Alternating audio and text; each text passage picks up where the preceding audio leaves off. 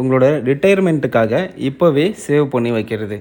நீங்கள் இப்போ ஒரு நல்ல வேலைக்கு போயிட்டுருக்கீங்க, உங்களுக்கு ஃபேமிலி இருக்குது. ஸோ உங்களோட குழந்தைங்களோட படிப்பு, எஜுகேஷன் எல்லாத்தையும் நீங்கள் மாதம் மாதம் சரி கட்டிகிட்டே வரீங்க அப்படின்னா, இதெல்லாம் முடிஞ்சதுக்கப்புறம் உங்களோட பசங்களுக்கு கல்யாணம் ஆகி அவங்க தனித்தனியாக போயிடுறாங்க அப்படின்னா, அந்த டைமில் உங்களுக்கு ஃபினான்ஷியலாக நீங்கள் ரொம்பவே கஷ்டப்படக்கூடாது. அதனால் நீங்கள் முன்னாடி இருந்தே ஒரு அமௌண்ட் என்னோடய ரிட்டயர்மெண்ட்டுக்காக அப்படிங்கிற மாதிரி நீங்கள் எடுத்து வைக்கிற மாதிரி இருக்கும்.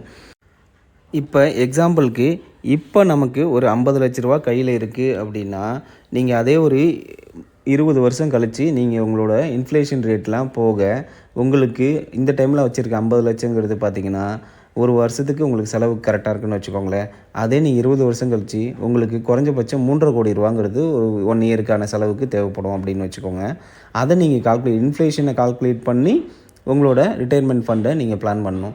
அப்போ தான் மாதம் மாதம் நீங்கள் ஒரு அமௌண்ட் எடுத்து வைக்க தான் போகிறீங்க. பட் என்னென்னா அதில் நீங்கள் எங்கே இன்வெஸ்ட் பண்ணுறீங்க, எதில் போட்டு வைக்கிறீங்கிறது ரொம்ப முக்கியம்.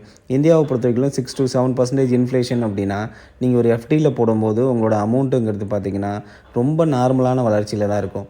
ஸோ உங்களுக்கு ரிட்டயர்மெண்ட் ஆகிறதுக்கு நிறைய ஸ்கீம்ஸ் இருக்குது. பென்ஷன் பிளானு இல்லை மியூச்சுவல் ஃபண்டு அந்த மாதிரி நிறைய விஷயங்கள் இருக்குது. அதை நீங்கள் ரிசர்ச் பண்ணி உங்களுக்கு எது செட் ஆகுமோ அதில் உங்களோட அமௌண்ட்டை சேஃபாக இன்வெஸ்ட் பண்ணிவிட்டு உங்களோட ரிட்டயர்மெண்ட் காலத்தில் நீங்கள் லைஃப் ஹாப்பியாக லீட் பண்ண முடியும்.